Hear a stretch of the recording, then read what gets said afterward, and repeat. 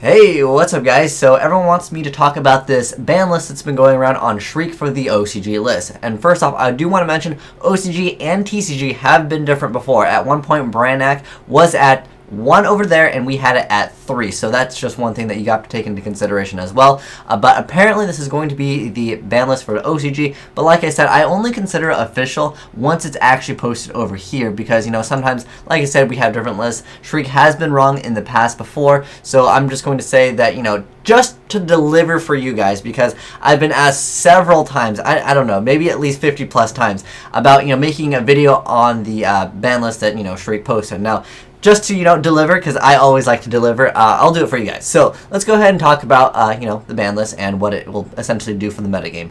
This apparent ban list, because like I said, it might be a few cards different. There might be a little bit different rule set for the TCG. Let's get into it. So first off, all the little baby E-Dragons, those are all banned. So what that does is it stops the E-Dragon from being a deck on its own. Now E-Dragons are still going to be good. They're just going to be more of a splashable card. However, I think that there will be someone that can actually make this viable. I think that someone with the right cards and with the right support maybe in the future, this deck might actually come back, which is kind of unfortunate because the deck is a pretty cookie cutter deck. I like decks that really utilize cards from every different set, every different attribute type, like plants, and they just kind of work together, and you have to actually think through your plays. And there's no like archetype. It's not an archetype. I mean, there's like 5 plants in the plant deck, but anyways. So like I said, that makes it so the deck on its own can't play, but they still want people to use like the quick rank 7s basically is what it comes down to, and the ability to keep on just dropping boss monsters. I mean, still, Blaster's a 2800 attacker, and in Fire Fist, that thing is still pretty good. Next up, we have Spellbook of Judgment Band. Now that's a pretty no-brainer. That card was very, very poorly designed. I don't know how that even made it through testing. I don't even know how it made it through the concept of just making the card. It was just a overall bad idea, and it's kind of sad that some people invested so much into the Spellbook of Judgment. Getting a playset was very expensive, especially when it first came out. Then really shortly after it was banned. But I mean, you can't look at that card and be like, no, that card's fair. It totally needs to stay on the off the ban list. But Spellbooks are not done, guys, and the deck is still playable. It's just that we are kind of moving into a semi-slower format. I don't know if you guys have seen Fire Fist, but that deck is still pretty fast.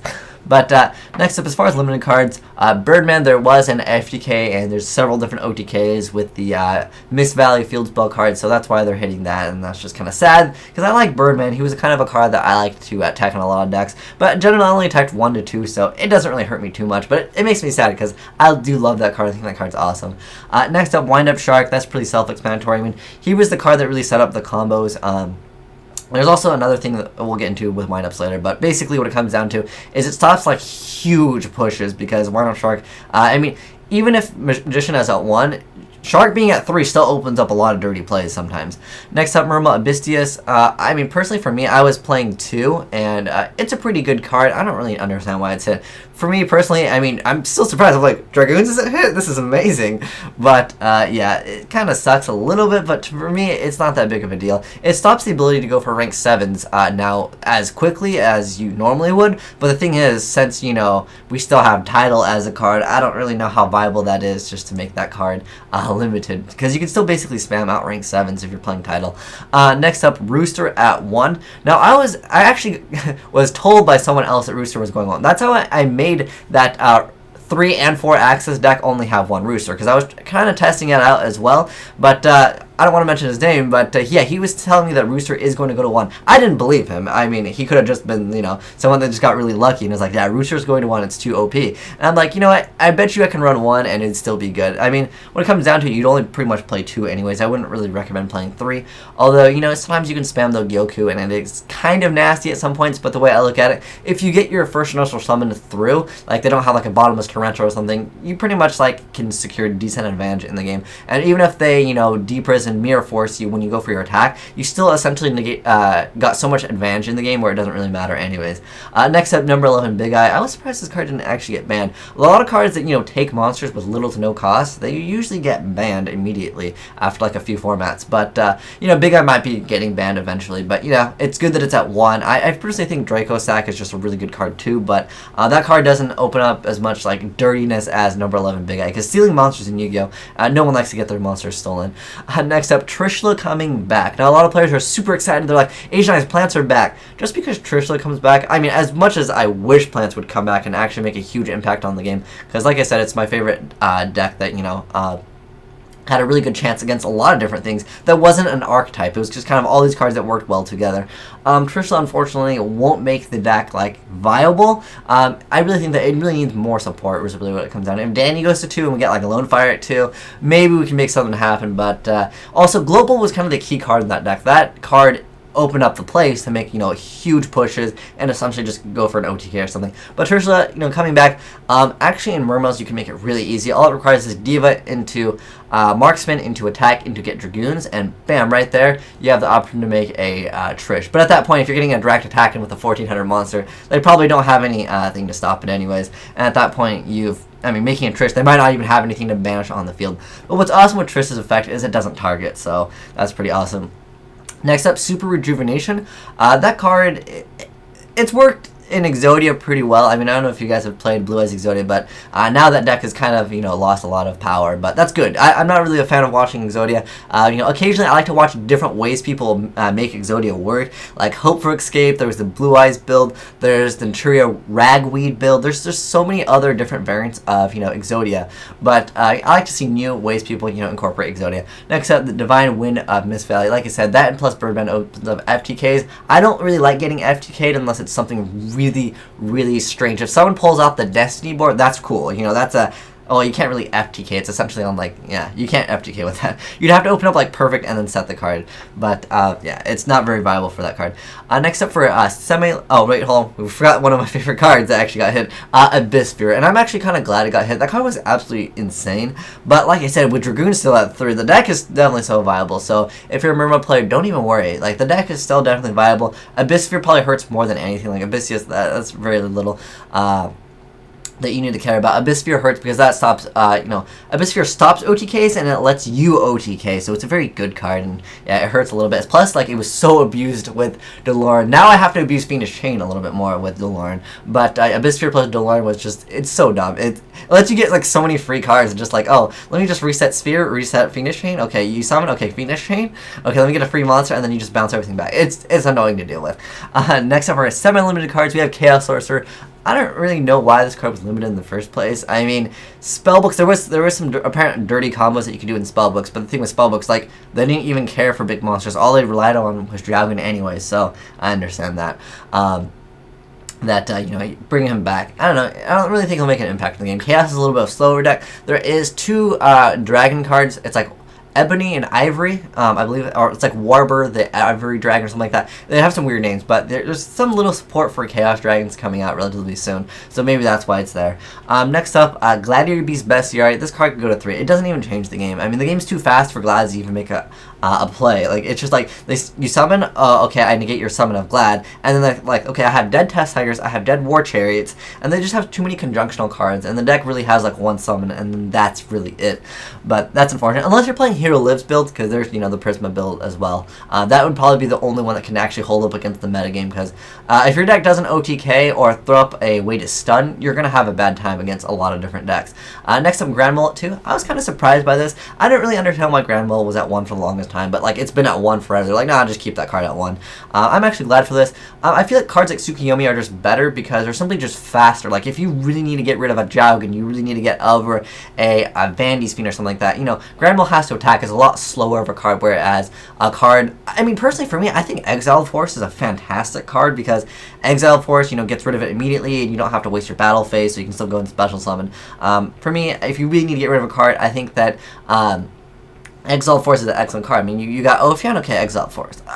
Sure, Tsukuyomi, you can just flip it face down and then it returns. I don't know. I really feel like Exiled Force is just overall better card. I'm not sure why people didn't really utilize Exiled Force. I know technically, like I said, it does come back, but you still have to attack over it.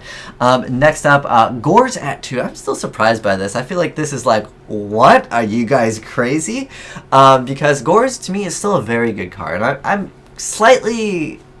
I'm really surprised by this, because the way I look at it is, I know Yu-Gi-Oh is a very fast game now, and OTK has happened, but Gores is still like a card where sometimes you have like a mediocre hand, and you're like, okay, I'll summon like a Thunder King attack, and then you drop Gores, and you're like, oh shoot, I don't have anything now, because you have to deal with a 27 plus, you know, whatever you attacked with is basically gonna die anyways. Gores is a pretty awesome card, and I'm definitely gonna be playing 2 Gores, like in every deck that's like, you know, not something like tier 1, 2 Gores in every deck. That card is still one of my favorite cards.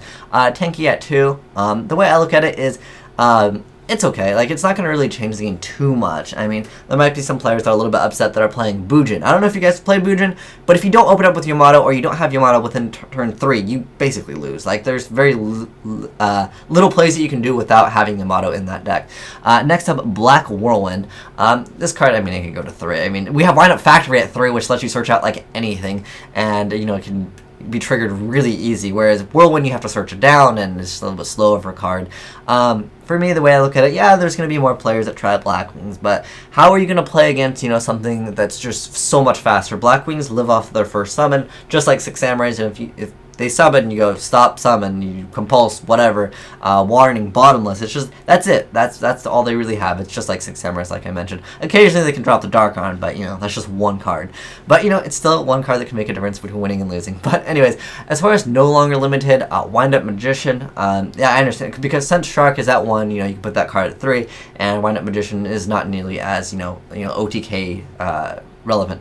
Next up, Tsukiyomi. I don't care about Tsukiyomi. Like I said, I feel like Exile Force is a fantastic card too. Like, if you really need to get rid of one monster, Exile Force is fantastic. E-Call, I don't even know why the card went to. I mean, I know heroes. It's just because in OCG people love heroes. It's not even because heroes are like a broken deck. Or there are times, I'll admit, where you can sack someone really hard in heroes. Like if you go Hero Liz and then you go into like the Bubble Man play and then you go into like Blade Armor and then make I don't know, you can make a Shining or something. Like, you can throw up a huge amount of damage on board, and like you can basically just OTK them. And I don't really know why that card went down to 2, especially when E-Dragons like OTK out of pretty much every turn, basically, as long as the game allows them to do so. Next up, Advanced Ritual Art. I mean, rituals yeah, ritual monsters aren't really played. I know Herald has been like a deck that people play. Also, I'm not sure if anyone's going to try like Relinquished or anything like that, but Advanced Ritual Art, it's pretty good in, I guess, Perfect Herald. I don't like playing against that deck,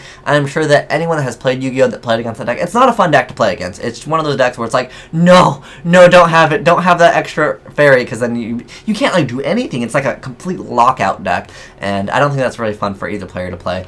Pot of Duality going to 3 really doesn't do anything. If right now, the way I feel like, if someone's activating Duality, I'm like, oh my gosh, thank you.